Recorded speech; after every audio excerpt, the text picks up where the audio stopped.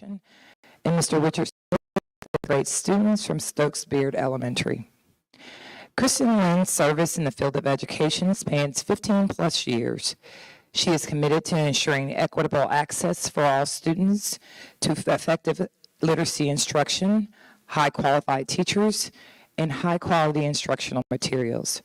Her experience in the classroom includes teaching first and second grade, as well as serving as a kindergarten through fifth grade intervention specialist. She also spent several years as a new teacher mentor.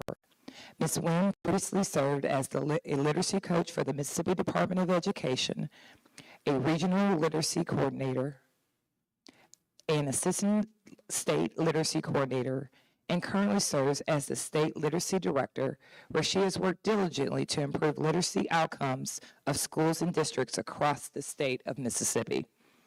She is the co-creator of the Passport to Literacy and the Passport to Literacy Boost, pre-K through second grade literacy professional development training for teachers. During the 2016-17 school year, she co-produced the NDE's Literacy Focus of the Month in action instructional videos featuring literacy coaches and students in Mississippi classrooms. During the 2017-18 school year, she began to work with coaches to increase the rigor and development of implementation of writing galleries. Currently, she serves as a member of the Mississippi Reading License Task Force, the Mississippi Reading Panel, the Higher Education Literacy Council, and the Governor's Task Force for Teacher Preparation and Early Literacy Instruction. Kristen is the wife of Detective David Wynn II and mother of two wonderful boys, Braxton and Parker. Columbus Municipal School District, welcome Ms. Kristen Wynn.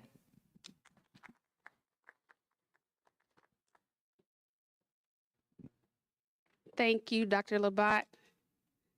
When people read your bio, you're like, who are they talking about? Sometimes. But I am excited to be here, excited about the work, and I am here for the children and the teachers. So let me get situated, and I can get started. I'm going to have to put this mic down because I use my hands. Can y'all hear me? Chris, can you hear me back there? Can you hear me? If I sit the mic down, can you hear me? Okay, perfect. All right, so parents are my favorite group to chat with, and this week is Teacher Appreciation Week. And just for a little while, parents and family members and community members and teachers, you will sit in the seat as the learner tonight. So we're on a mission to create strong communities and a stronger Mississippi through literacy. And so we have two goals tonight. So our first goal is to educate you as parents and build your knowledge around literacy instruction. And our second goal is to help you to become an advocate for your child's literacy needs. Literacy is free. It's liberating, and it opens up a world of opportunity for our students. Let me see. Cut this off.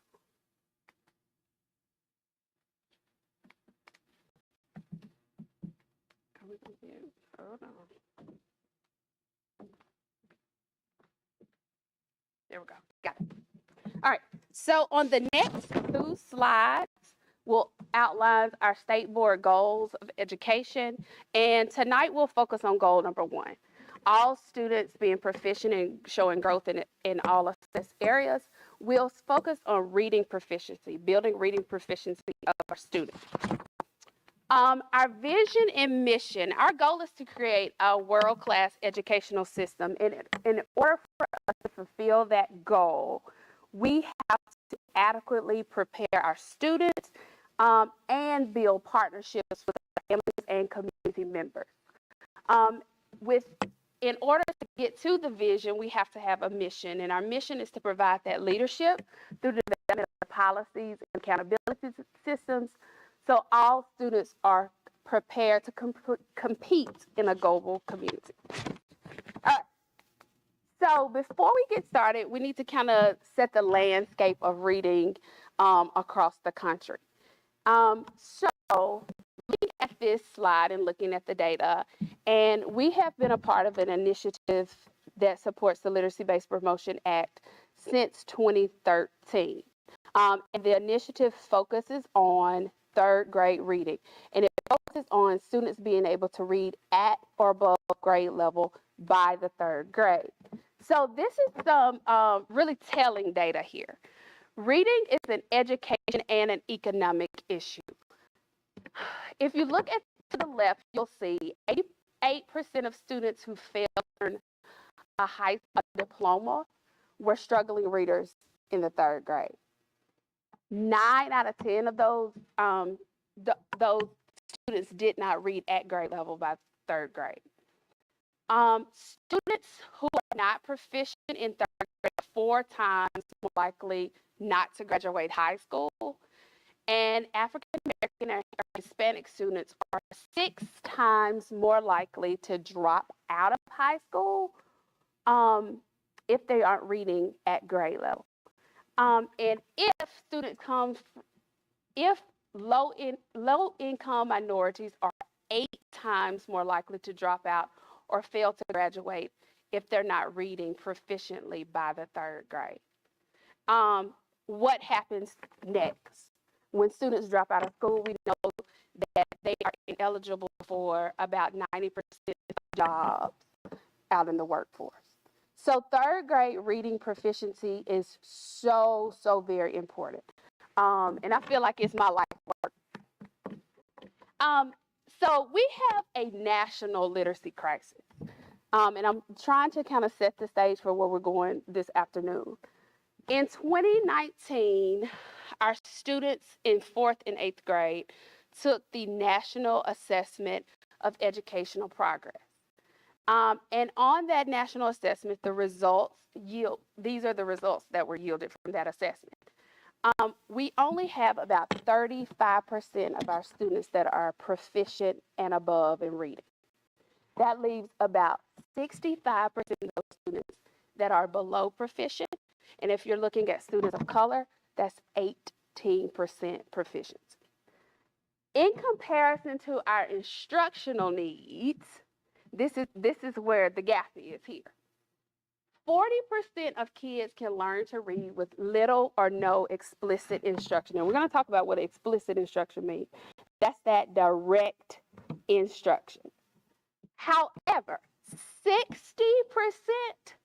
60 now, that's a huge number, 60% need moderate to extensively explicit instruction to learn how to read. So when we're talking about the difference between no to little explicit instruction versus explicit instruction, that direct instruction means things like if I'm teaching students how to read the word cat, I'm telling them the sounds in the letters, I'm having them segment those sounds, and I'm having them string them together to make a word. I'm explicitly teaching them. Little to no explicit instruction means I have a chart and I'm looking at some words and we're doing some cueing things like, let's find all the words with the letter C. And we've made this whole list of letter C words and I hang it on my wall. Speaking comes naturally. Our brains are hardwired to speak. Reading has to be taught. I want us to say that together because we're going to say it a bunch of times tonight. Speaking comes naturally. Reading has to be taught. All right. It is my belief that every parent wants the best for their child. I don't know not one parent that wakes up in the morning and says, I don't want the best for my child. Every parent wants the best for their child. And so we have to work together collaboratively as a community, as families, as parents, as aunts, as uncles, as teachers, as superintendents, as state leaders to ensure our students are strong readers and they have those strong early literacy foundational skills. All right, so what have we been doing at the state level? So let me explain that, and then we're going to take it all the way down from the state level to what we're asking the schools to do to what you can do as a community to help our students. So at the state level, Mississippi is one of 15 states that has a early literacy policy, right? In this policy, what gets highlighted the most is the third grade reading gate. Right? If you've heard of the third grade reading test, that is not the intent of this law. This law is intended to improve reading skills of kindergarten through third grade public school students so that every student completing third grade reads at or above grade level. That's the focus of the law. The third grade assessment is a part of that law. The law also includes or requires that all kindergarten students be assessed at the beginning and end of the school year to determine readiness and growth. This includes our pre-K, because we want to know if kids are coming from child care centers, if they're coming from Head Starts, if they're coming from public pre-K, are they kindergarten ready? So we also assess those kids in pre-K to see where they are before they enter kindergarten, all right? In addition to that, because remember, the law is not about the test, it's about ensuring students are reading at grade level. We saw the statistics in the first slide. All students K-3 take a universal screener at the beginning, middle, and the end of year to determine their progress. So not only are we checking to see if pre-K students are ready, by the time they get in kindergarten, we do another check and see where they are. Then kindergarten, first, second, and third grade, they're getting checked at the beginning of the year, the middle of the year, and the end of the year. Now, what is the responsibility of the district and the school? Parents should be notified. If a K-3 student, not third grade, not second grade, not first grade, kindergarten student has been identified with a substantial deficiency in reading, that means they've taken that screener or that reading assessment, and there may be some gaps in their learning. We'll talk about where the gaps may be in just a minute. There may be some gaps. Then parents, teachers, you have to immediately identify those gaps, notify parents each quarter, and determine and create a plan for success. So those plans are called individual reading plans. And parents should be a part of the process of creating those individual reading plans. Parents should also be notified as early as kindergarten and ongoing to the success and the progress of their students in regard to reading. The last bullet is a student, a third grade student who fails to meet the academic requirements for promotion to fourth grade may be promoted on a good cause exemption. So at the end of fourth grade, at the end of third grade, students will take an assessment to determine promotion or retention. For the last 2 years, this year and the year before, that has been waived. We're in a very uncertain time right now, and so students are being assessed, but this year the assessment will not determine promotion or retention. But there are opportunities for good cause exemptions, and there are also retest opportunities for those third grade students. All right, so in saying all of that, within the Literacy-Based Promotion Act, the emphasis is on grade level reading. So the Literacy-Based Promotion Act, the strategies within it that should talk to students are around the science of reading. There is a science to teaching reading. What's our saying tonight? Y'all got to say it with me. Speaking is natural. Reading has to be taught. Reading has to be taught. All right, so there is a science to teaching reading. And the science involves these components. And if you have your cell phone, and I don't know, it may do better on YouTube, but if you have your cell phone, you can hold it up to that QR code and you should be able to access that document. But the components of structured literacy instruction is the applied science, meaning we want teachers to understand the science of teaching reading, but we also want that to be taught in the classroom through a structured literacy model. And a structured literacy model includes these components. And we've adopted that as our approach to teaching reading in Mississippi to our K-3 students. Those components include phonological awareness. That means just working with sounds. If I say to my son or my 5-year-old nephew, the letter is C, he says C back. I said the sound is K, and he says K back. I hadn't showed him not one letter. We're just going through the sounds of the letter. So phonological awareness deals with the letters, the sounds.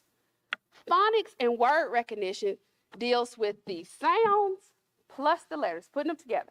Now I say, here's the C, here's the letter. The sound is K. All right? And then we go into fluency, vocabulary, listening, and reading comprehension. What typically happens is kids have better listening comprehension than they do reading comprehension, but we want them to have better or greater reading comprehension as well.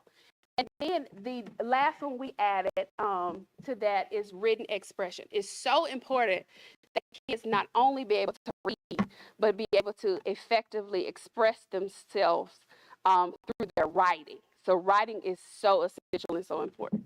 So these components should be taught during literacy instruction. These components should be taught explicitly during literacy instruction. All right, so the goal of reading is comprehension. We want kids to be effective at comprehending. We want them to be able to read something. As adults, we read things, and sometimes we have to read them more than one time. We read things to understand.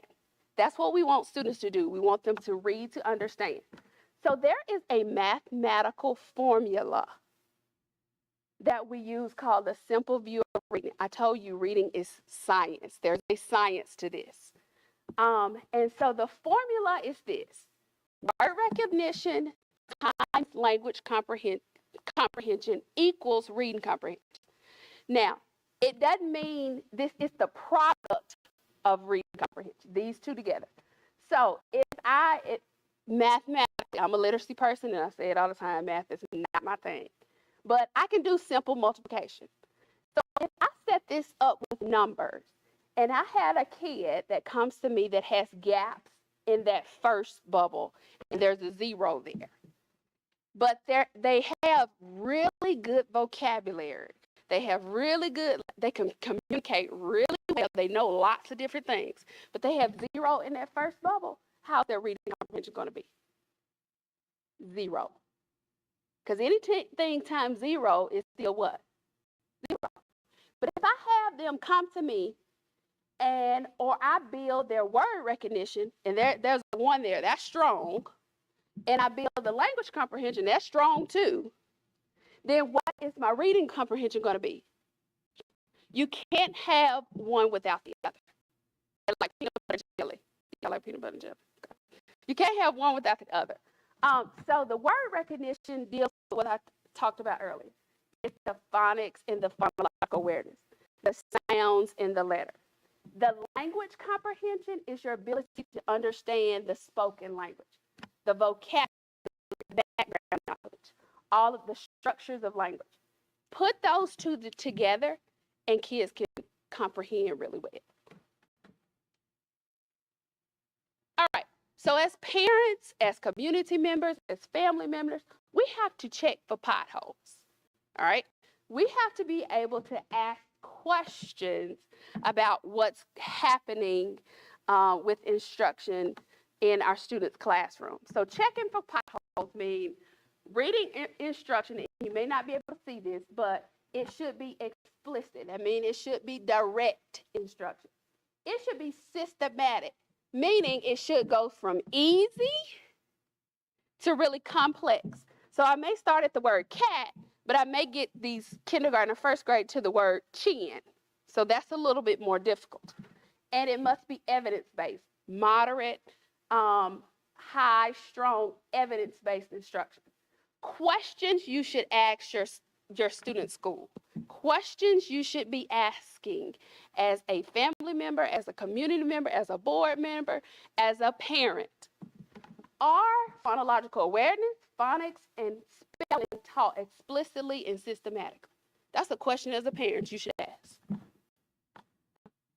Does phonics instruction focus on blending and segmenting sounds to spell words? Meaning, if I have cat, I know the individual sound. At, if I can put it together, some kids cannot put them together. They can give you the individual sounds, but they have a hard time putting it together. You need to know if that instruction is happening in your K-3 classrooms. Are there opportunities for my child to read books that have phonics skills he or she has learned in them? So as you're teaching the cats the sounds and the letters, we have to apply that new learning. You can't teach me a noun is a person, place, or thing and not help me to apply or identify that in a sentence. Same thing with phonics and phonemic awareness. They have to actually read the books that practice the skills. So that's a third question. And then when my child reads aloud, is he or she encouraged to look carefully at the printed words and use decoding skills to read the unknown word? We're not guessing. Are my kids using decoding skills that they've been taught to recognize unknown words, or do we get to a word and say, look at the picture? We shouldn't say, look at the picture. They shouldn't be given that type of instruction. They should be using their decoding skills that they've been taught. So that's a way for parents to check for potholes for instruction. All right, advocating for your child's literacy needs. Families as partners. Becoming a literacy advocate. We want you to be an advocate for your child's literacy needs. And so these are the 4 R's that you need to really consider when you're talking to the school or talking to teachers. Learn about the school system of support for literacy and learn where your child fits within that system. As a parent, as a family member, you need to know where your child fits within the whole system and what literacy supports are in place at your child's school. Keep notes in a folder of information and communication about your child's reading and writing. Take the papers that they bring home, keep them in a folder so that when you go and speak to the teacher or you go and talk to the principal, you can ask those really specific questions. Request is the next R. Talk with other parents about similar experience. Find out your district's literacy initiatives and supports. And then refer. Ask the school about opportunities to provide input about literacy approaches and practices. All right, communicating with the school is so vitally important. It's important that you communicate regularly with the teachers, that you, again, we talked about the literacy-based promotion and parent notification is a part of that law. You must be notified immediately if there is a problem in reading starting in kindergarten. There should be at-home reading strategies that are shared with parents and address any concerns as early as possible. That reading law deals with prevention and intervention and not necessarily retention. So we want to do everything possible to prevent students from being retained. So whatever that looks like, whatever the students' needs, we need to work together to build those strong readers. Communication with your child is so important. One of the 5 components deals with listening and speaking and vocabulary. Having that two-way communication with your child is extremely important. It develops positive speaking and listening skills. You're informed about what happens at school. I have a 4th grader and a 7th grader. The 7th grader is like pulling teeth for him to tell me what's going on. But that 4th grader, gets in the car and spills the beans. Like I have to say, he has a question on top of a question on top of a question.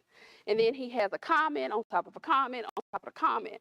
And sometimes as working parents, because I'm a working mom, long hours, then sometimes I'm like, whoo, it's a lot.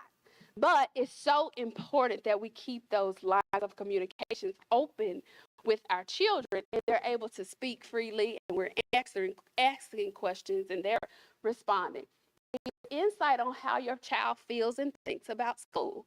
I know my children are polar opposites of each other. I got one that really loves school. I got the other that just does enough to get by. He's capable. He just does enough to get by. And so having that open communication and being able to talk to him and talk to both of them, gives me about what's going on at their school so I can contact and be informed. They do like to see me coming in the building sometimes. But, we have to keep those lines of communication open. All right, building strong readers, resources for families. So we have been really intentional at the department to ensure that we create partnerships with families and communities. So again, there's another QR code that you can access. We have taken it. Okay, I'm gonna go just a second. I see phones out. See if you can grab it. So if you can grab that QR code, it should take you here. We have been intentional about building a site just for families, community members, and parents. And it's called our Strong Readers, Strong Leaders site. If you can't get it from the QR code, you can download the site at strongreaders.com. And there are activities. Now, it took us about a year to do this. There are activities from birth to 5th grade here. It covers all 5 components of reading that I talked about. It's in our structured literacy instruction, all 5 components. There are activities for every single component for every grade level that you can do at home. So I like to let my children be my guinea pigs for certain things. This time with this site, I tapped into my grandmother. My grandmother is 70. And so sometimes she keeps my boy. And so I wanted to know, could she access this? She has a cell phone, she has an iPhone, and she has Facebook. So I feel like if she can get on Facebook, she can get on the site. So she got on the site. I showed her the grade level. One of the activities on there is to take a pan, and you can take some flour, and you can call out sounds. So if I say ah, then I can get my kid to write that in the flour, the letter in the flour. Simple things that you can do with stuff that you have around the house to build reading skills. Just simple things. All right, so here's one of the activities, and this is what the page looks like. So I went to the kindergarten page, and of course it's a lot larger than this. And it has 6 different categories from the kindergarten page. You can pull up letter knowledge, you can pull out working with sounds, you can pull up working with the letters, comprehension of vocabulary. And then this star pops up with the activity. And so this activity is a vocabulary activity, and it's let's describe using your senses. It says go into the refrigerator, grab something out of the refrigerator, and describe it. Talk about it, the color, the shape, what it smells like, what it feels like. This is building that oral language and that vocabulary. And talk about with your student or your niece or nephew how you can take this and make it into a recipe. Talk about what else goes into it. That rich dialogue and conversation really, really matters when we're talking about, and it's linked to reading development and reading instruction. And the ladies and my assistants here, my wonderful literacy coaches, are going to come up and demonstrate a few of the activities that are on the site shortly. All right, so we have some other different literacy partners. We have our Mississippi Campaign for Grade Level Reading, and you all, Columbus in the process of becoming a Mississippi Campaign for Grade Level Reading community, and we are really, really excited about that. Right now, I think we have 8 different communities across the state of Mississippi, so we're excited about the partnership with you all. Mississippi Public Broadcasting, we really took advantage of these kind of challenging times to build our resource library with Mississippi Public Broadcasting. So what we've done is created Mississippi Classroom TV. And so you can access that if you have MPB Summer. What channel is that? Channel 2 in Columbus. Mississippi Public Broadcasting reaches 2.2 million families in Mississippi. And so we've created a Classroom TV where you can access phonics lessons taught by these lovely literacy experts. We have teachers from across the state that have taught reading lessons. And this summer, we have lessons that will air from 7 a.m. to 7 p.m. So students can log on, they can get the phonics lessons, they can get the lessons around the science of reading at home. And so you can access those from your phone, or they can be accessed from that channel 2 for MPB. And they're on YouTube. Epic Mississippi, we've partnered with them too. This is a text messaging service that we have one of our coaches created, and it is created to increase oral language development for early childhood, elementary, and secondary students. So if you text to 3222 and then text Epic Early Childhood, you will get messages on Monday, Wednesday, and Friday of different activities that you can do. And they will come directly to your phone. They will be via text message. So we've tried to create things that would be parent and family friendly. So this is one that you can do. You can receive them weekly text messages. Also, one thing that has really been talked about a lot lately in this time of COVID is that addressing unfinished learning. And one thing that districts and communities can really do is partner with faith-based and community-based organizations to get volunteers to come and start tutoring summer or after school programs. Our children, because of the impact of COVID, will need so much support. And these are ways that are cost effective and they're proven to help academic performance. So I know Dr. Labat would appreciate it if you knew of any faith-based organizations or any community-based organizations that want to start tutoring services to assist students with some unfinished learning due to COVID. All right, so the key takeaways from tonight. As family members, you are always your child's first teacher. And it's always important to maintain open communication with your child as well as your child's teacher.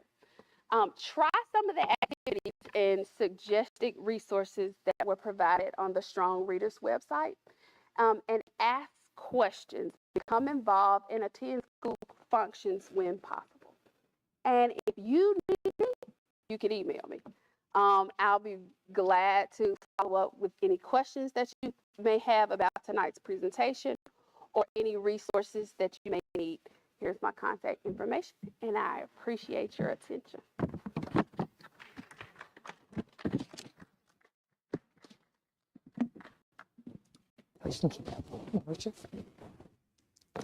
We will now start the question and answer segment with our guest, Richard Smith, who is a 5th grade student at Stokes Beard. Everybody give Richard a warm round of applause.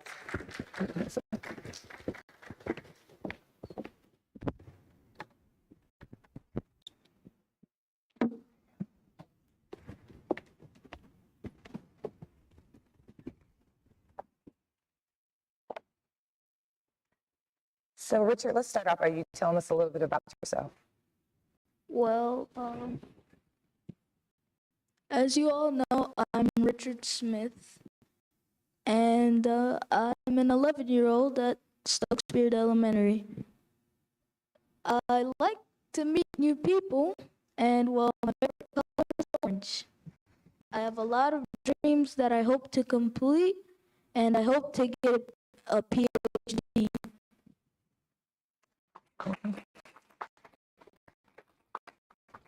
So, Richard, Dr. Jennings tells me great things about you, and I've had some experience with you at Wonder Media.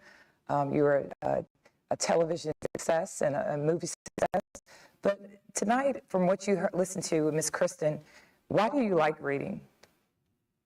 Well, my parents have read to me for as long as I can remember, so I've always liked listening to reading. I like reading because I can learn lots of new things about the world and everyday life. Reading helps me look at things from the point of view of other people. To me, books are like movies. I can understand what the character feels, and not only that, but I can look ahead and imagine what's going to happen in the future.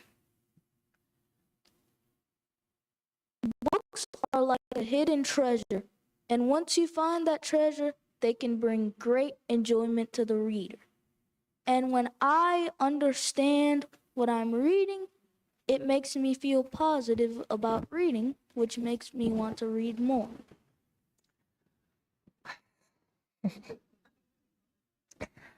I know that your principal's proud right now. She's smiling. Your mother's smiling through her mask, and I am just elated with your response. So you've discussed a little bit why you like reading. Kristen, do you have any questions? I was going to ask him, what is your favorite book and why? And then I'll let Ms. Kristen ask a question.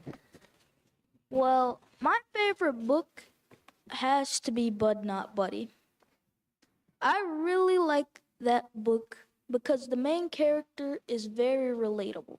But not only that, but it doesn't keep the setting in one place, and it truly keeps the reader captured by changing the setting and branching off to new areas, connecting the story, and truly making a great harmony. So Ms. Kristen's mouth is open, so I'm sure she has a question. So Richard made a point. He said that one thing that his parents did an excellent job of is reading to him. So Richard, do you remember any of the books that your parents read to you when you were younger? Yes, ma'am, I do. Okay, can you share? So, when I was younger, I was still learning some Spanish, but I remember some books, and one of them was Mi Cinturón, which translates to my belt. And then some phrases were in English and some were in Spanish, and it would tell you all about belts and how to put one on. Awesome. Okay, so can I make one more statement? Please take your time. Richard also said something else that was really important. He said that when he understands what he reads, he feels positive. Did you say that, Richard? Yes, ma'am. Okay. A lot of our kids, that's the light bulb moment for them. I have a son, and my youngest son is dyslexic. So it takes him about 2 or 3 more times to learn something. He needs a little bit more instruction.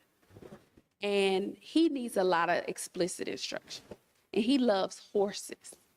So when his favorite book is The Last Black King, and he's about your age. And so when the light bulb went off for him and he started to understand, just like you said, it opened up a whole new world for him. He is reading more than I've ever seen him read before. So parents, take heed to what Richard just said. When they understand, when they crack the code and they really understand, then they want to read. They want to do more. I appreciate that, Richard. You're welcome, ma'am. So, Richard, what will you read this summer? Well, I've got my eyes on a lot of books, but the one I've chosen to read this summer is probably Epic Zero by R.L. Ullman. Why did you select that book?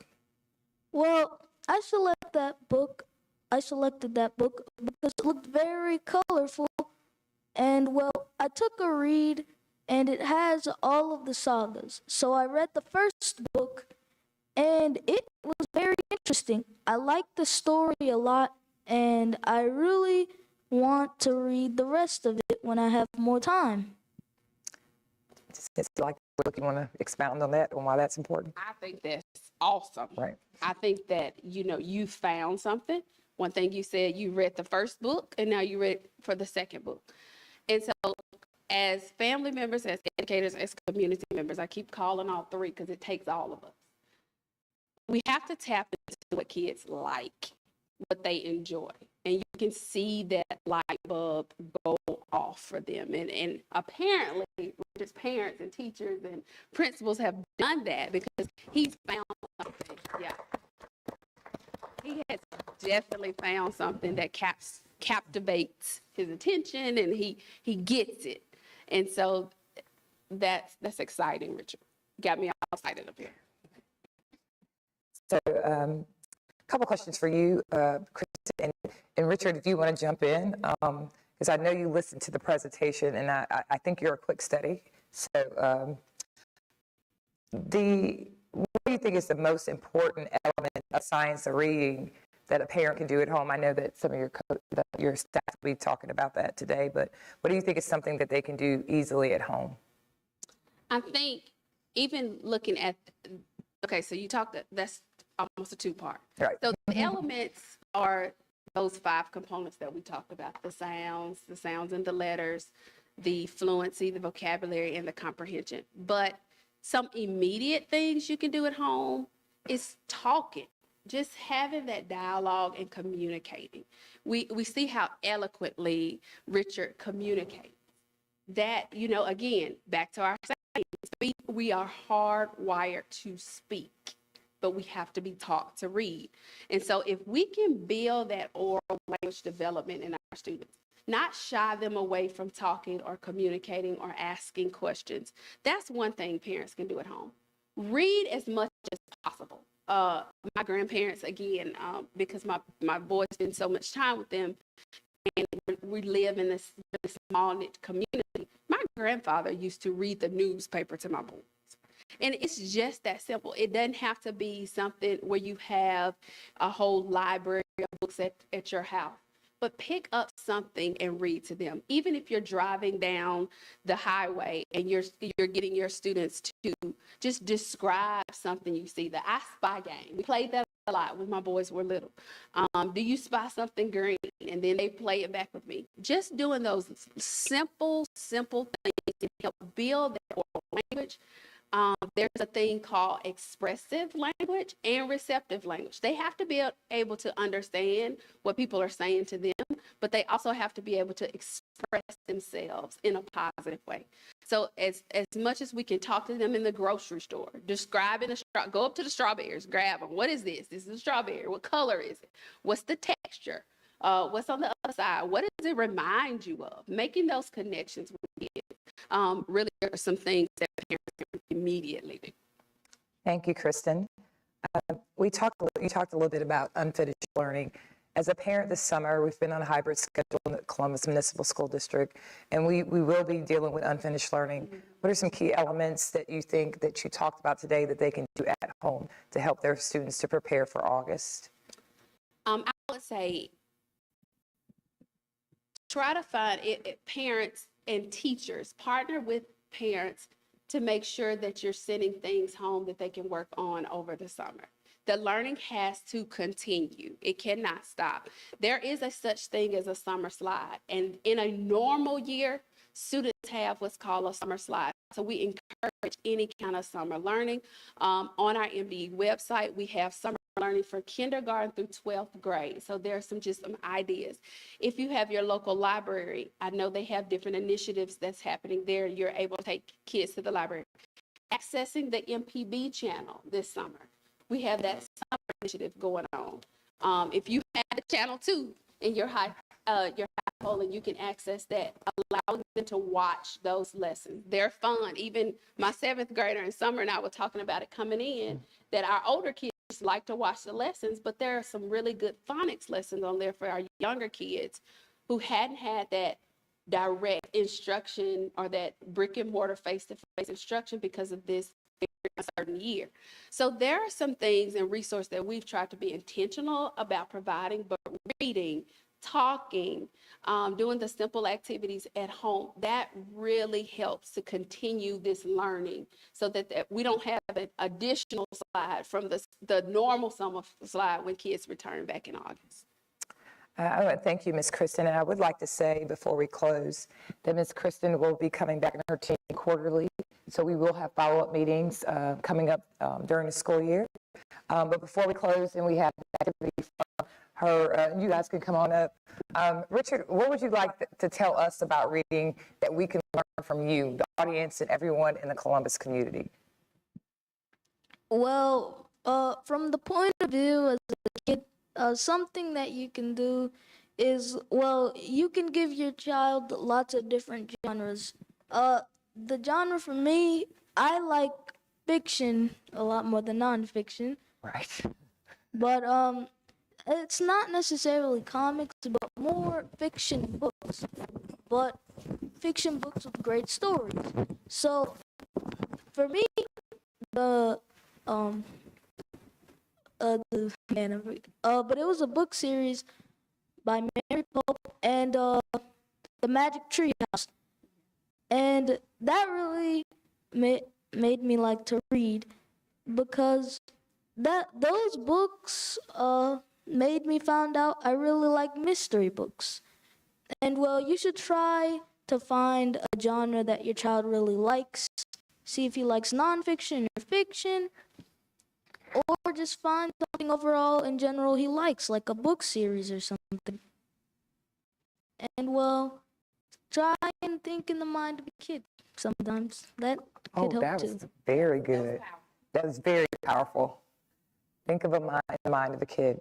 The district has provided a books to students, and so your students should have books in the home now.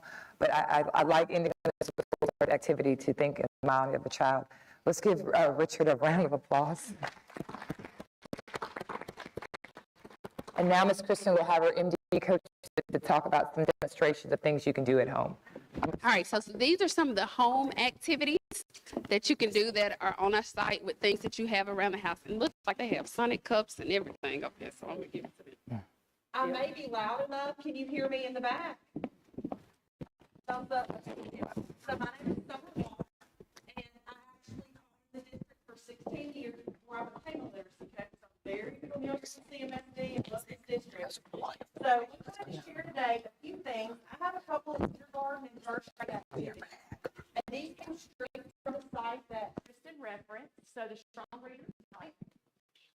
And then afterwards, if there's an activity that I do that you would like to take home, I have like 1 or 2 of each of these, and I'll just put them on the front of the stage, and you're welcome to come pick them up and take them with you. So this is the kindergarten, and it'll be marked on the Ziploc bag. You know, we use our children at home if we're teachers to help us do things all the time, and so mine still help me. So this is labeled for me for kindergarten, and it'll have a little sheet that she folded for me. I printed it so nice and straight, but anyway, it's folded now. So the little set of directions is in here. But this is actually called letter spin. And what you do is you have styrofoam cups, and it can be the small cups, whatever kind you have at home works. And students would take the cup and line up letters to make words. It can be nonsense words, which are just silly words, not a real word. So this may say Jip, and you could have them sound this out. You could have them do one letter at a time. You can have them use 2 cups to make a long sound with this vowel, 3 cups, So this can actually be multiple ways to twist this to make multiple words. And this is something that they can do by themselves. They can do this with a babysitter or a grandparent. And this also, I made several like this to show you how easy this could be changed up. So that's if you have cups around that you can write on. So that's a kindergarten. This is the same exact thing. I did 2 of those. Then I did the same activity, but I actually used clothespins because I thought, you know what? We all have clothespins. And you can still use the clothespins even if they have letters written on them.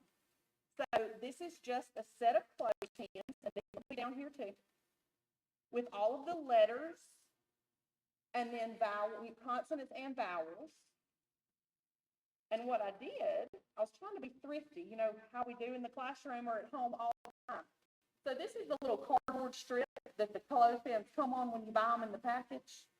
So you would just have the student or your child clip on the letters. Let me find a vowel in here. Let's see. And again, it would be a silly word. That's an F. So biff, and you would just have them create words. They make lens where they would have like a BL and then the if, so bliff. It may be a silly word. You can have them make their spelling words with these clothespins.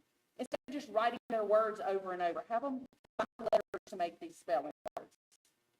So that's just another way. Same activity, I just use clothespins instead of cups. So again, the same exact but just using what we would have maybe at home. Okay. And then to take a step further, this would be for first grade. The same cups, except I add a few things in here. So if you have a first grader or maybe even a second grader that might need practice with this, sometimes even a third grader. So this would be what I had for the kindergarten. If I wanted to change it up, we know that some of our words don't have one vowel in the middle. Some of them have a team of vowels, like the word meat. We might have M-E-E-T or M-E-A-T. So I have the E-A. All right, so, and you have to be careful when you put these together. You might want to make sure that you don't have a word that they don't say. And I'm just going to be honest, that's just how it goes, right? So we would just make sure that we look at these. This is F and then E-E-L. So I have the word feel. And that just changed that activity by adding 2 letters together. I may have blend. There's a B-L. Okay, so B-L-E-E, and then there's a P, so I might have bleep. So you can change this just with adding another cup. And there was a pack of these cups, like 30 cups for $1. I thought there were so many different things we could do with this one pack of cups. So that would be with first grade. Same exact activity. I just made 2 of those so that we can have some to share. And then the same thing with the clothespins for the first grade activity. And then I have 2 more really fast. I'm not going to try to take over the whole thing. This was a kindergarten activity. It would even work for first grade. So this is phonological awareness, which Kristen talked about. We're hearing the sound and hearing different things. So this is rhyming words. And in this activity, they would take pictures of like all the advertisements and the papers that we get in the mail, even just scrap mail that we get. They make them find pictures of things that rhyme. So for example, this one was a picture of an Arby's French fry packet from the Arby's coupon. It was expired, so I knew I could cut it up, right? So fry, and then I had a belly advertisement that had a picture of a boy with a tie. So fry, tie. And they would just cut the pictures out. I didn't have to print anything. It was just things thrown in the garbage. And then, of course, Captain D's. So we had fish and dish. So that was a picture from an advertisement. That was a picture from the same belt coupon that came in the mail. So kind of you get a little idea of kind of, that was a Kroger advertisement of a cap, And so we have map and tap.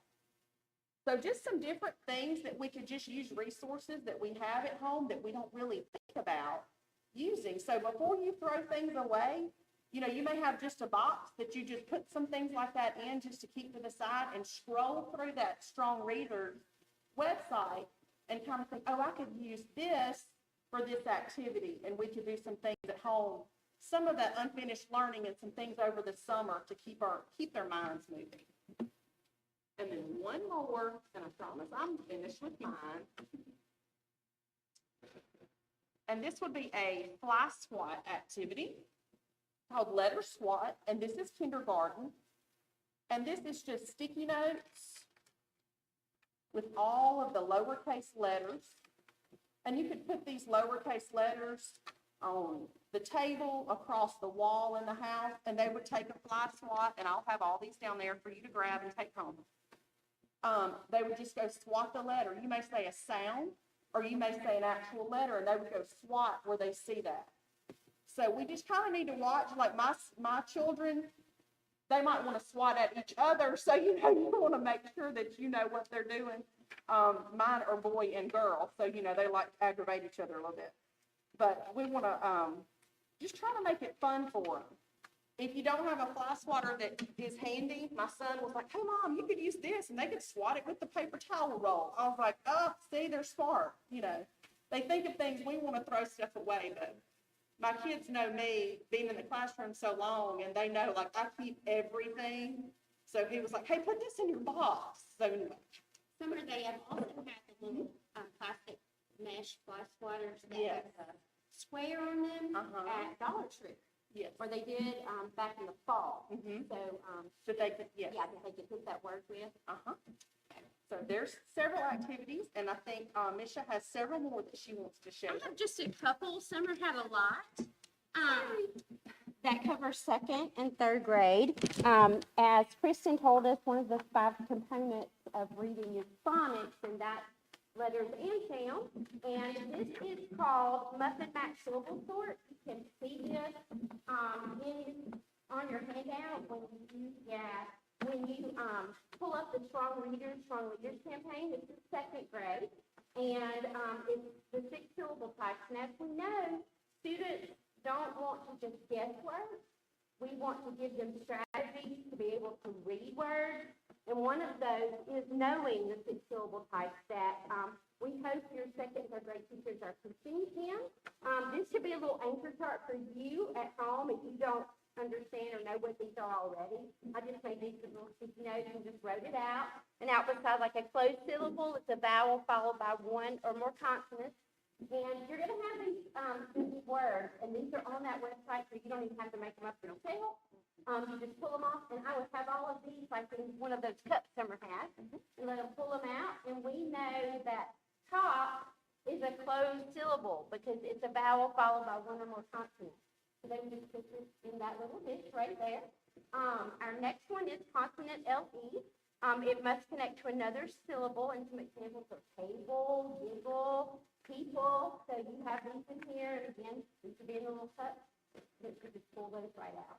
And I'm not going to read all of those for you, but we also have open syllables, Arkansas, the magic E. That's the E one, that E on the end that we don't hear. So those are, they're going to get those for sure, and then the vowel key.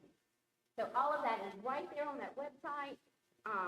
You can just print it out, or you can copy it and write it out, which is, what I did. We all have a pen and a piece of paper and some sticky notes. And the next one is very easy. It said it was a third grade on our website, but it really could be for any grade. And Kristen, if you and Dr. Labat come out, we're going to need your participation. This one is called Vocabulary Hot Potato.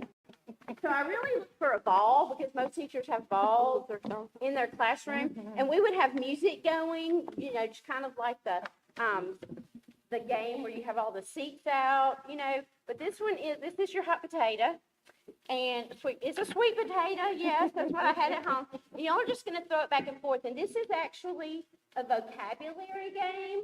So you can take your students' vocabulary work that they have this week. And what if you land with the potato when we say stop, then you're going to give me a definition for the word or an example. And Summer's going to play some music. ready. Okay. That would be cheating. You're on the spot. Gaze. What? The word is gaze. To look. Very good. Very good. Let's try it a couple more times.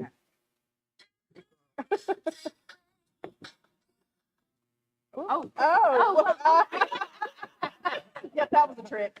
calm. Like the laugh. So that's just an example, and to me, that can be used in any grade level, with a ball or a potato or, anything. It's just adding some excitement and some energy to the lesson, and you not just calling out the words and the definitions. And, you can take a turn, your child can take a turn, involve the whole family.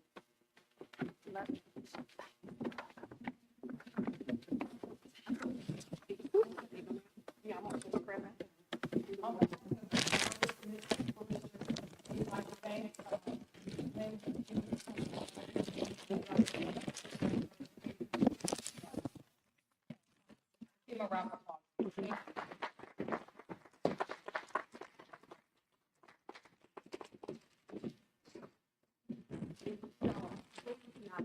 Out of here without doing active, like take something.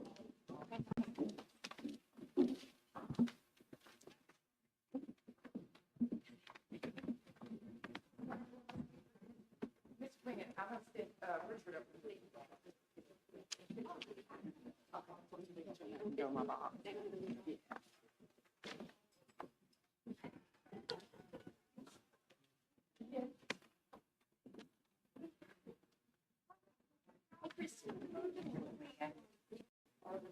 Are you headed somewhere?